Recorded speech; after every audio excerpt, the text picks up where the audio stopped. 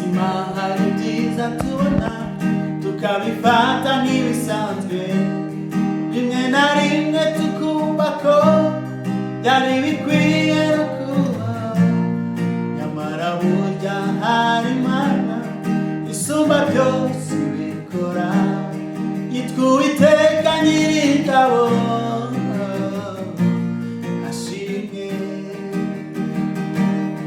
Ubuzima hari ibyiza tubona tukabifata nk'ibisanzwe, rimwe na rimwe tukumva ko byari bikwiye no kubaho, nyamara burya hari Imana isumba byose ibikora, yitwa Uwiteka Nyiringabo.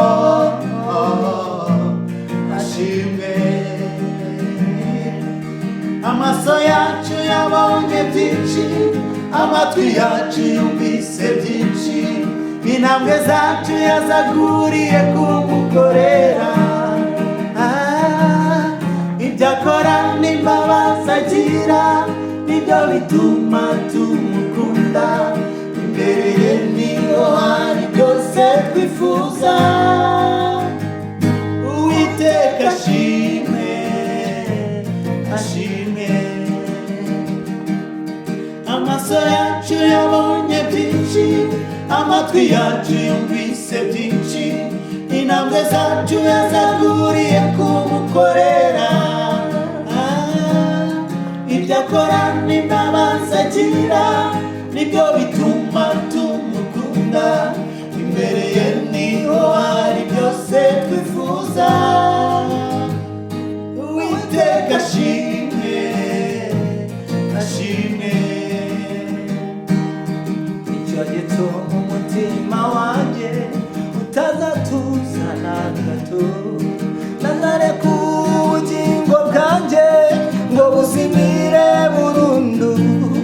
Ibyo yakoze nibyo biduha ibyiringiro byuzuye, yuko n'ibisigaye byose azabikora.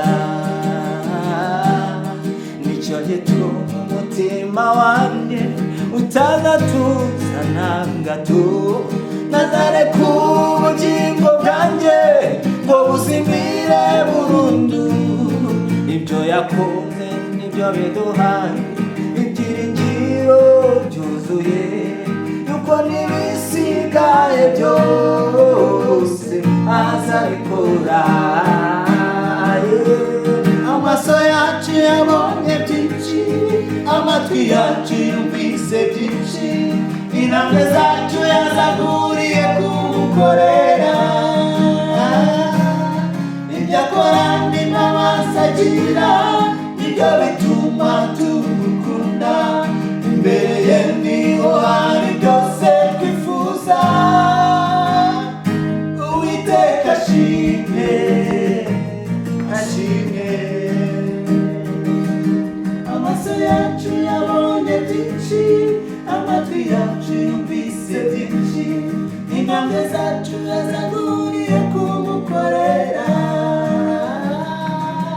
Ibyo akora n'imbabazi agira nibyo bituma tumukunda, imbere ye niho hari byose twifuza. Uwiteka ashimwe, ashimwe. Amaso yacu yabonye byinshi, amatwi yacu yumvise byinshi, intambwe zacu yazaguriye kumukorera. Ibyo akora n'imbabazi agira nibyo bituma tumukunda, imbere ye niho hari byose twifuza. Uwiteka ashimwe, ashimwe. Amaso yacu yabonye byinshi, amatwi yacu yumvise byinshi, intambwe zacu yazaguriye